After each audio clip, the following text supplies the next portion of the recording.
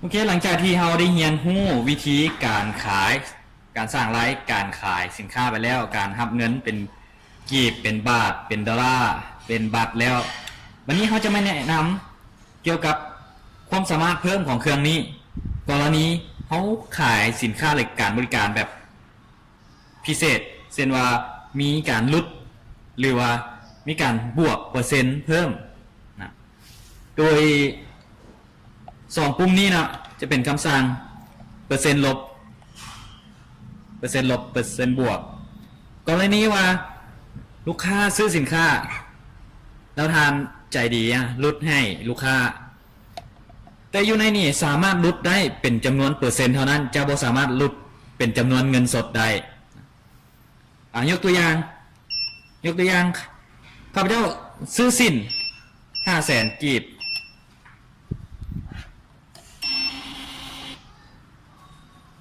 แล้วเจ้าของห้างลดให้ข้าพเจ้า 10% หลังจากกดปุ่มซับโทโทแล้วอ่านกันมากดจำนวนเปอร์เซ็นต์ที่ทานต้องการลดนะสมมติ10%ลบในหน้าจอจะโชว์ให้เห็นว่าลบ 10%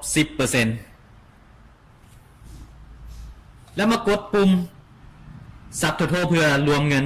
ที่เหลือในหน้าจอจะเห็นว่ามันลดไปแล้วเนาะหลังจากนั้น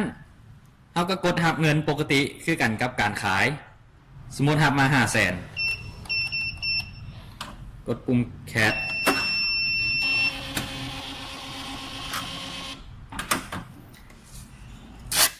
เอามาสังเกตเบิ่งใบเก็บเงินจะเห็นว่าสิ้นไหมลาบ500,000 กีบรวม550,000 กีบแล้วมาลด 10% ลบ 50,000 รวมยอดเหลืออยู่495,000หมายถึงหยังอยู่ในนี่ลด50แต่ว่าในตัวเครื่องเองนะมันจะคิดไล่ลบอากรมูลค่าเพิ่มออกไปให้พร้อมนะเพราะว่าส่วนลดมันจะบอกมาคิดไล่อากรมูลค่าเพิ่มฉะนั้นมันจึงเหลืออยู่495,000 กีบนะเริ่มต่อมาเขาจะมาแนะนำปุ่มเปอร์เซ็นต์เพิ่มเขาจะใช้กรณีไหนสมมุติว่าเขาใช้บริการเพิ่มจากห้างนั้นนะสมมุติว่าข้าพเจ้านี่ซื้อสินไหม1 ผืนแล้ววันนี้ข้าพเจ้าไม่จำเป็นต้องแบบไปตัดอยู่บอนอื่นอยู่ห้างในกาวมีบริการตัดพร้อมรีดผ่ากาวพร้อมทางห้างบอกว่าเจ้าจ่ายค่อยๆเพิ่มอีก 10%ค่อยตัดให้รีดผ่ากาวให้นะเขาก็จะบวกเพิ่มอีก 10%หรือว่ากรณีใดก็แล้วแต่ในการตกลงกันของเจ้าของห้างและกับลูกค้าว่าจับเปอร์เซ็นต์ก็แล้วแต่อยู่ในนี้เขายกตัวอย่างว่า 10% เนาะจากการบริการเพิ่มนะยกตัวอย่างซื้อสินไหม500,000 กีบ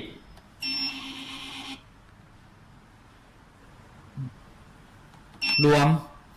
แล้วบวกเพิ่มอีก 10% เพื่อให้ทางห้าง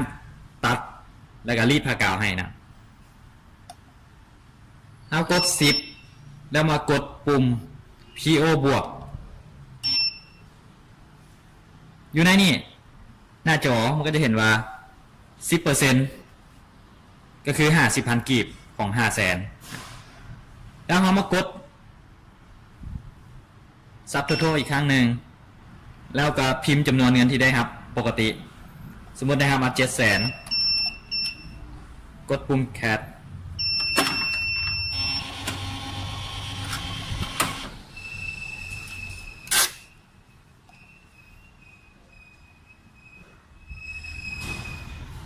ทีนี้ท่านจะสังเกตเห็นว่า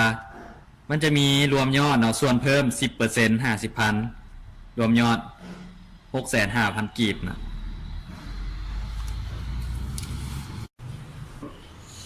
ทั้งหมดที่ผ่านมาก็เป็นการ